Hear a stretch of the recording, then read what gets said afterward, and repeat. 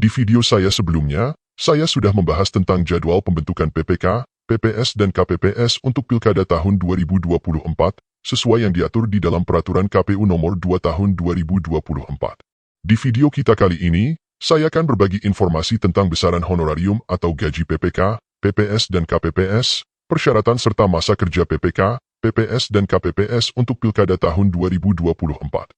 Bagi teman-teman yang berminat mendaftarkan diri baik sebagai calon anggota PPK, PPS dan KPPS, simak penjelasan sesuai peraturan KPU terkait gaji, persyaratan dan masa kerja penyelenggara Badan Ad Hoc Pemilu dan Pemilihan berikut ini.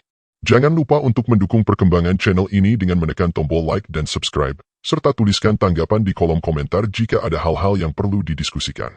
Pertama, honorarium PPK, PPS dan KPPS. Honorarium PPK, PPS dan KPPS telah diatur di dalam Keputusan KPU Nomor 472 Tahun 2022.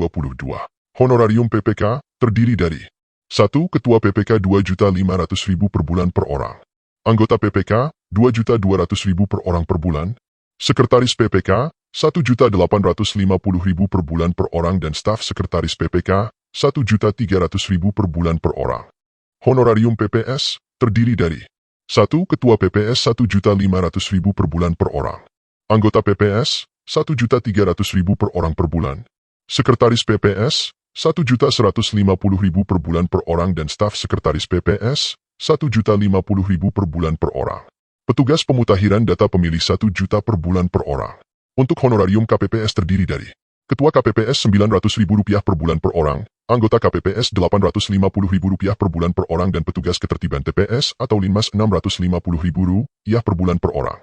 Tidak hanya honorarium, di dalam keputusan KPU ini juga mengatur tentang santunan kecelakaan kerja Badan Ad Hoc Pemilu dan Pemilihan yang terdiri dari santunan Badan Ad Hoc yang meninggal sebesar 36 juta, santunan untuk yang cacat permanen 30.800.000, lika berat 16.500.000, luka ringan 8.250.000 dan bantuan biaya pemakaman sebesar 10 juta rupiah.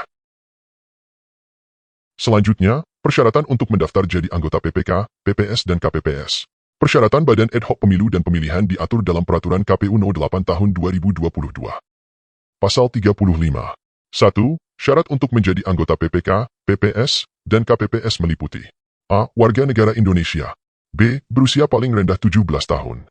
C. Setia kepada Pancasila sebagai dasar negara, Undang-Undang Dasar Negara Republik Indonesia tahun 1945, Negara Kesatuan Republik Indonesia, Bhinneka Tunggal Ika dan cita-cita proklamasi 17 Agustus 1945. D. Mempunyai integritas, pribadi yang kuat, jujur dan adil. T. Tidak menjadi anggota partai politik yang dinyatakan dengan surat pernyataan yang sah atau sekurang-kurangnya dalam waktu 5 tahun tidak lagi menjadi anggota partai politik yang dibuktikan dengan surat keterangan dari pengurus partai politik yang bersangkutan. F. Berdomisili dalam wilayah kerja PPK, PPS, dan KPPS. G. Mampu secara jasmani, rohani dan bebas dari penyalahgunaan narkotika. H. Berpendidikan paling rendah sekolah menengah atas atau sederajat, dan D. Tidak pernah dipidana penjara berdasarkan putusan pengadilan yang telah memperoleh kekuatan hukum tetap karena melakukan tindak pidana yang diancam dengan pidana penjara 5 tahun atau lebih. Persyaratan usia sebagaimana dimaksud pada ayat 1, huruf B untuk KPPS mempertimbangkan dalam rentang usia 17 sampai dengan 55 tahun, terhitung pada hari pemungutan suara pemilu atau pemilihan. Dokumen yang harus disediakan calon PPK, PPS dan KPPS diantaranya. Pertama, dokumen yang disiapkan sendiri oleh calon, terdiri dari 1. Fotokopi KTP elektronik. 2. Fotokopi ijazah terakhir. 3. Surat keterangan berbadan sehat dari puskesmas, rumah sakit, dokter yang di dalamnya memuat tentang pemeriksaan tekanan darah, kadar gula darah, dan kolesterol. Dan 4. Pas foto ukuran 4x6. Format disiapkan oleh panitia. 1. Surat pendaftaran.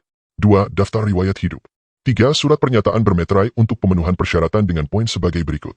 Setia kepada Pancasila sebagai dasar negara, UUD 1945, NKRI, Bhinneka Tunggal Ika, dan cita-cita proklamasi 17 Agustus 1945. Bebas dari penyalahgunaan narkotika. Tidak pernah dipidana penjara berdasarkan putusan pengadilan yang telah memperoleh kekuatan hukum tetap karena melakukan tindak pidana yang diancam dengan pidana penjara 5 tahun atau lebih. Tidak pernah dijatuhi sanksi pemberhentian tetap oleh KPU Kabupaten, Kota atau Dewan Kehormatan Penyelenggara Pemilu. Tidak berada dalam ikatan perkawinan dengan sesama penyelenggara pemilu. Tidak menjadi tim kampanye atau tim pemenangan atau saksi peserta pemilu atau pemilihan pada penyelenggaraan pemilu dan pemilihan paling singkat dalam 5 tahun terakhir. Mampu mengoperasikan perangkat teknologi informasi. Masa kerja PPK dan PPS dan KPPS diatur di dalam PKPU nomor 8 tahun 2022. Pasal 27.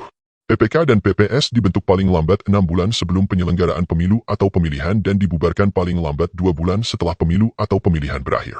KPPS dibentuk oleh PPS paling lambat 14 hari sebelum pelaksanaan pemungutan suara pemilu atau pemilihan dan dibubarkan paling lambat 1 bulan setelah pemungutan suara pemilu atau pemilihan.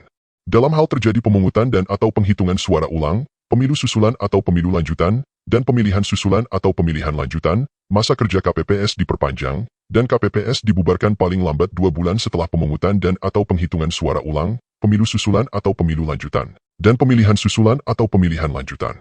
Dalam hal terjadi pemungutan dan penghitungan suara pemilu presiden dan wakil presiden putaran kedua atau pemilihan gubernur dan wakil gubernur daerah khusus ibu kota Jakarta putaran kedua, masa kerja KPPS diperpanjang, dan KPPS dibubarkan paling lambat 1 bulan setelah pemungutan suara putaran kedua.